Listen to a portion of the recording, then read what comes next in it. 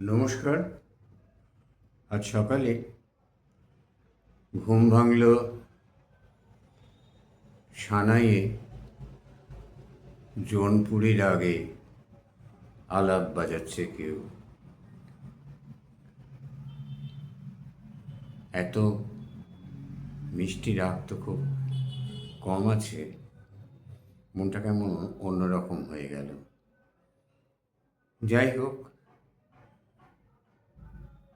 বাজনা শুনে মনে হলো না রেকর্ডে বাজছে, মনে হলো কেউ নহবতখানায় বসে বাজাচ্ছে। বাজার যাওয়ার পথে দেখলাম আমার অনুমান ঠিক, সানাই বাজাচ্ছেন জনৈক মুসলমান শিল্পী। দেখে মনে হলো শিল্পীর কোনো জাত নেই, কথাটা কত সত্যি। হিন্দু বাড়ির বিয়ে, আজ কিছুদিন ধরে সেই বাংলাদেশের ক্রিকেট ম্যাচের সময় থেকে হিন্দু মুসলমান একটা অদ্ভুত আক্রোশ দেখা যাচ্ছে। মুসলমানদের দিক থেকেই যেন বেশ ফেটে পড়ছে যেন বাংলাদেশিরা হিন্দু ভারতের ওপর আক্রমণ করার আকাঙ্ক্ষায়। কিন্তু দেখুন, এখানে একজন মুসলমান শিল্পী চোখ বুঝে সমস্ত তার সাধনাটুকু ঢেলে দিয়ে জৌনপুরীর আগে সানাই বাজাচ্ছে একটি বাঙালি হিন্দু মেয়ের বিয়েতে। মানলাম পয়সা পাবে, কিন্তু শিল্প পয়সা দিয়ে কেনা যায় না। যদি ভেতর থেকে না আসে, বাঁশি বাজবে, সুর বাজবে না। হিন্দু বিয়েতে সানাই এলো কী করে? সানাই, মুসলমান সানাইওয়ালাকে দেখে বললাম যে শিল্পীর কোনো জাত নেই, শিল্পেরও কোনো জাত নেই। শিল্প রস, রসবৈষ, রস ঈশ্বরের স্বরূপ, রসের কোনো জাতিভেদ হয় না। সানাই এদেশে এসেছিল মোগল আমলে। শাহ নাই পুরো কথাটা। শাহ মানে রাজা, নাই মানে বাঁশি, রাজা বাঁশি। আমাদের যে বাঁশের বাঁশি, সেই বাঁশের বাঁশিতে 6টি ছিদ্র। তার একটি অন্য অর্থ আছে। আমাদের শরীরের ষঠচক্রের প্রতীক ওই 6টি বাঁশি, 6টি ছিদ্র। ওর ভেতর দিয়ে শ্বাসবায়ু যাতায়াত করে।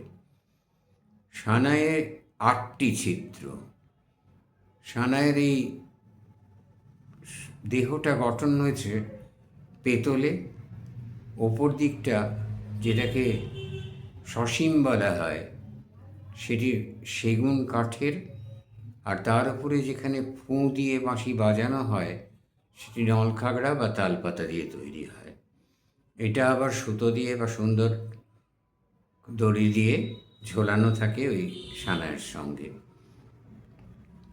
আর ওই 8টা হাতের এইখানটা লাগিয়ে সানাই ওই ছিদ্রগুলো বন্ধ করে, খুলে, অল্প খুলে নানাভাবে সুর বার করা হয়।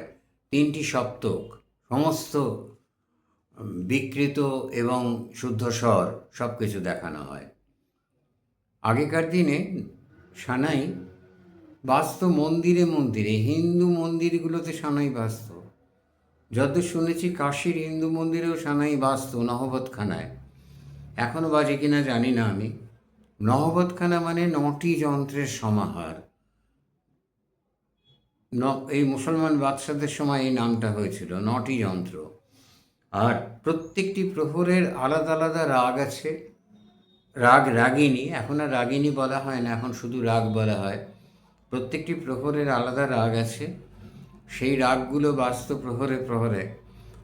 সানাই বাদক পাল্টে যেতেন, কিন্তু বন্ধ হতো না সানাই। যে কোনো শুভ অনুষ্ঠানে সানাই একটা অসম্ভব প্রয়োজনীয় অঙ্গ ছিল। অন্নপ্রাশন থেকে আরম্ভ করে, পৈতেতে খুব একটা দেখা যেত না, কিন্তু বিবাহ উপলক্ষে, এছাড়া সভা সমিতি, আকাশবাণী কলকাতাতেও প্রথম সকালবেলায় সেই আকাশবাণীর সিগনেচার টিউনের পরে সানাই দেয়া হতো, বিসমিল্লা খাঁ, নাজির হোসেন, এই সমস্ত সানাই বাদকের সানাই দেয়া হতো। তাই দেখুন, শিল্পের কোনো জাত হয় না। আর এই ছটা যে প্রহর, প্রথম প্রহর হচ্ছে আপনার 6টা থেকে 9টা, এই সময় ভৈরবী, কালেংড়া, রামকেলি, জৌনপুরি এ সমস্ত রাগ বাজানো যায়। দ্বিতীয় প্রহর 9টা থেকে 12টা, যোগিয়া বাজানো যায় এই সময়। ভৈরবী সর্বকালীন রাগ, সেটাও বাজানো যায়। 12টার থেকে 3টে বৃন্দাবনী সারং, গৌর সারং, এই সমস্ত রাগ ওই সময় বাজানো যায়। 6টার থেকে 9টা তো বিস্তৃত সময়, কাফি, খাম্বাজ, পিলু, দেশ, বিহাগ সবই বাজানো যায়। 9টার থেকে 12টা গম্ভীর সময়, এই সময়েও বেহাগ বাজানো যায়। এই সময় বাজানো যায় মালকোষ, বাজানো যায় 12টায় মালকোষ বাজানো যায়। আরেকটু রাত হলে 12টার থেকে 3টের সময় বাগেশ্রী, কৌশিকী, কানাড়া এইগুলো বাজানো যায়।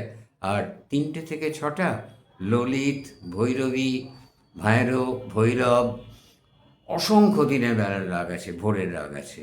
প্রত্যেকটি রাগের এই যে সমস্ত কলেজ স্ট্রিট অঞ্চলে সানাইওয়ালাদের, সানাই বাদকদের সারি সারি দোকান আছে, মেহবুব ব্যান্ড, নানা রকম নাম। বাঙাল হিন্দু নেই, কিন্তু তারা তো হিন্দুদের অনুষ্ঠানেই সানাই বাজিয়ে বেঁচে আছেন, কোনো অসুবিধে হয় না সেখানে।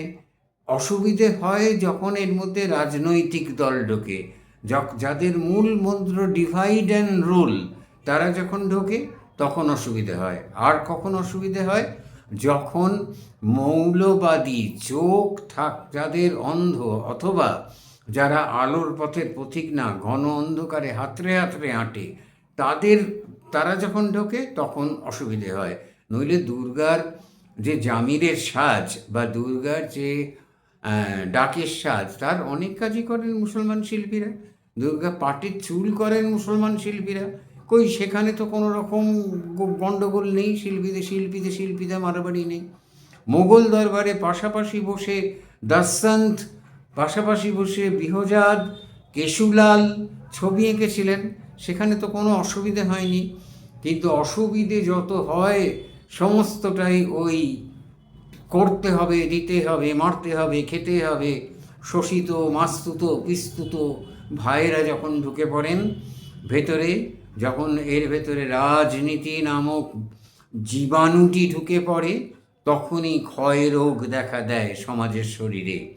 আর সেইখান থেকেই এই অসুবিধেগুলো তৈরি হয়।